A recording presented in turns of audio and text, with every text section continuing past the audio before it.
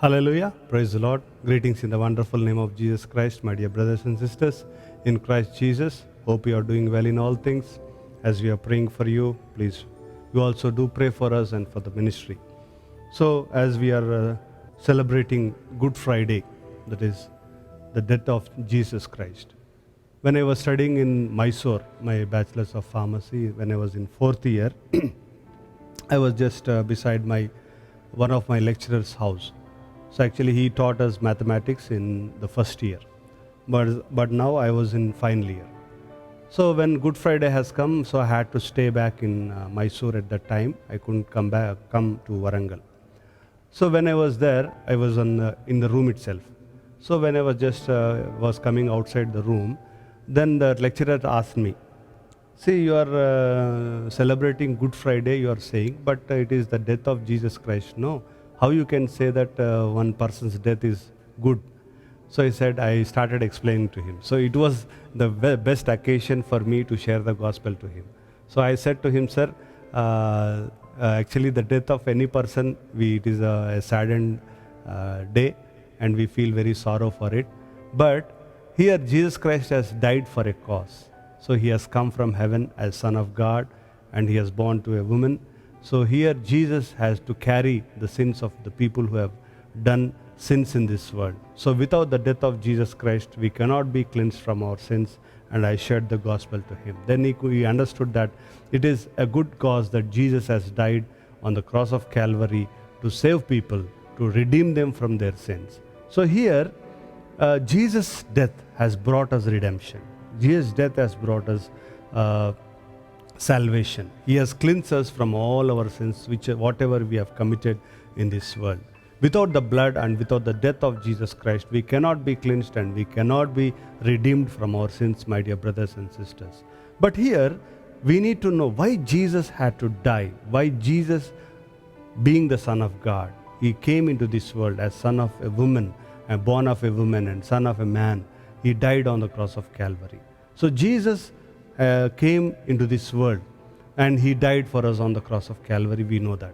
But why Jesus had to die for us? Some other person could have died for us. Some other righteous person could have died for us. And God would have sacrificed so many people. We are now at least 600 million people are there in this world. So many people, 600 crores of people are there in this world now. So out of such a population, God could have selected one person. God would have sacrificed one person in this world. But he didn't sacrifice anyone in this world. But he has sent his only begotten Son, Jesus Christ, into this world. And he offered his Son on the cross of Calvary for our sins. Not for his sins, not for the sins which he has committed. So here, and even in the Bible when we read, sometimes I wonder, because usually whether it's Matthew, Mark, Luke or John's Gospel, only one chapter is assigned for the crucifixion, that is the judgment, and he has been taken to the Golgotha, that is Calvary, and there Jesus has been crucified. Even about his crucifixion, very little has been written. Very small amount of verses or paragraphs have been written about his death, my dear brothers and sisters. But about Jesus' teachings, about Jesus' wonders and his miracles, many things have been written. When we read the Gospels, from the beginning till the end of the Gospel, many things what he has done, how many miracles he has done, we'll be reading. But about his death, very small portions have been written. See, how I just wondered why could such a great sacrifice of God, why the crucifixion of God has been not written much, I was thinking. See, here we need to understand the crucifixion, we need to carry the cross, and then only we can experience that. When we carry the cross, when we take the cross which God is giving to us, when He is putting on our shoulders, and when we are carrying it, then we'll be understanding the cross of Jesus Christ. Unless and until we take up the cross and follow Him, unless and until we put that cross upon our shoulders and follow Him, we cannot understand the full meaning and the full experience of the cross, my dear brothers and sisters. So here, Jesus himself has died for us. He himself has taken our sin upon the cross for us. So when we read in the book of Genesis, chapter 3 and verse 12, where Adam was being questioned by God, why you have eaten the fruit.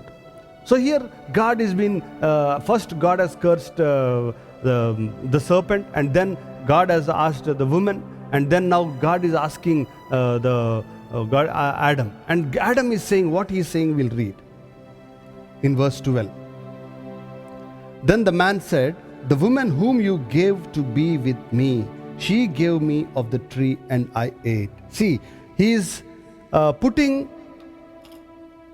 the sin, like he's putting the cause, because of these people I have eaten. If not, I could have not eaten. Upon two people he is putting that cause. That is, first one is with God and then on the woman. See, you gave this woman to me. The woman whom you gave to me gave to me these fruits, so I have eaten.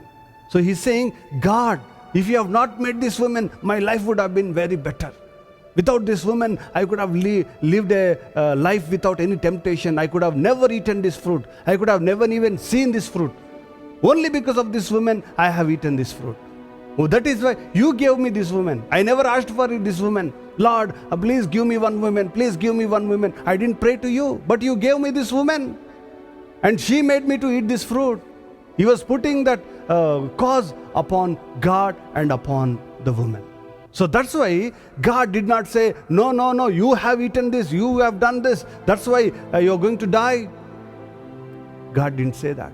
But God said, I will take that sin upon myself. See, many times whenever we do mistakes, we blame others. So because of this person, because of this woman, because of this boy, because of that person, because of my father, because of my mother, because of my sister, because of my brother, because of my uncle, because of such and such person, because of such person I have done this. If not, I could have not done that. So many times we go on blaming others. We say that because of those people I have done that. So here Adam also is blaming God and Adam is blaming the woman. So that's why God said that, yes, he didn't blame Adam, he didn't blame Eve, he didn't blame some other person, but he has taken the blame upon himself. He has taken that sin upon himself. He has taken that whatever Adam has done, he has taken upon himself, my dear brothers and sisters in Jesus Christ. Even today also, that's why Jesus has come into this world to die for us. The blame which Adam has put upon him, that's why the Bible, when we read in the book of Isaiah, chapter 53, where it says that he himself took upon our sins and griefs, my dear brothers and sisters. We read in book of Isaiah, chapter 53, verse 4. Surely he has borne our griefs and carried our sorrows, yet we esteemed him stricken, smitten by God and afflicted. And he was wounded for our transgressions, he was bruised for our iniquities. The chastisement for our peace was upon him, and by his stripes we are healed. See what the Bible is saying, that he had surely borne our griefs and carried our sorrows. So here he has been wounded for our transgression, he has been bruised for our iniquities. So whatever iniquity Adam has done, whatever iniquity Eve has done, whatever iniquity you have done, whatever iniquity I have done, whatever transgressions all the people in this world have done, he has taken upon himself. Because many times, if God has not created me, I could have not done anything. So God has created me and done a mistake.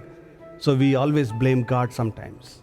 So here, that's why the Bible is saying that Jesus himself has taken upon himself our sins, all our griefs, all our transgressions, all our iniquities, all our punishment which has been due upon us, my dear brothers and sisters. That's why when we read in the book of Gospel of Luke chapter 23 and verse 33, Luke chapter 23 and verse 33. And when they had come to the place called Calvary, there they crucified him and the criminals, one on the right hand and the other on the left. See here, they brought him to the Calvary, that is the hill of skull.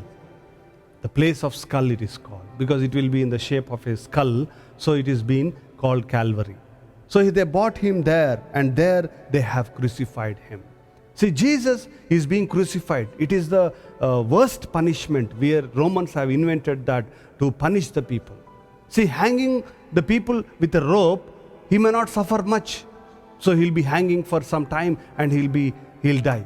But here, hanging on the cross with nails being in his hands and in his feet, he'll be hanging with those two nails. So he'll be having too much pain. He'll be hanging with pain. He'll be with grief.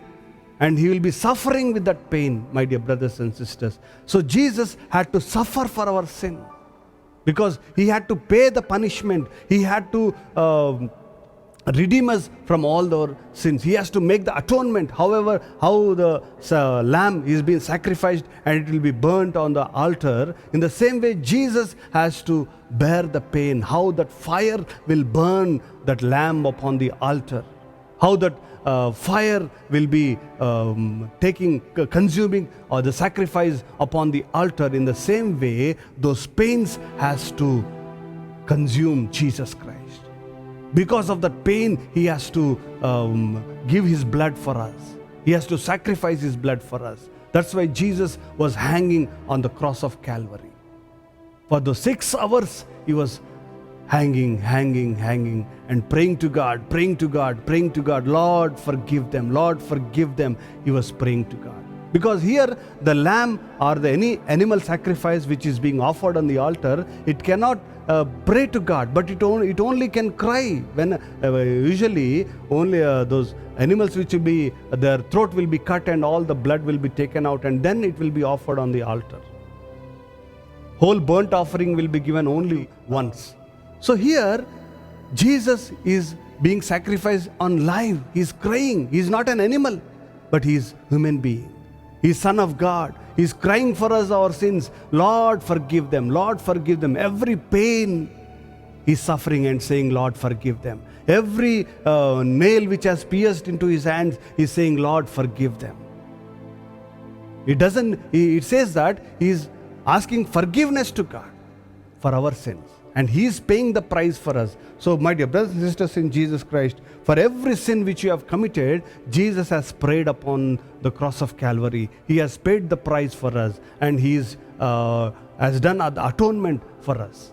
So here, Jesus is saying in verse 34, and then Jesus said, Father, forgive them, for they do not know what they do. See how much Jesus is suffering there. People can't understand how much he's suffering with those pain, with those wounds. The people are not understanding, but they are going on blaming him, going on cursing him, going on wagging their heads and saying, mocking him, and they are saying that if you are Son of God, come down.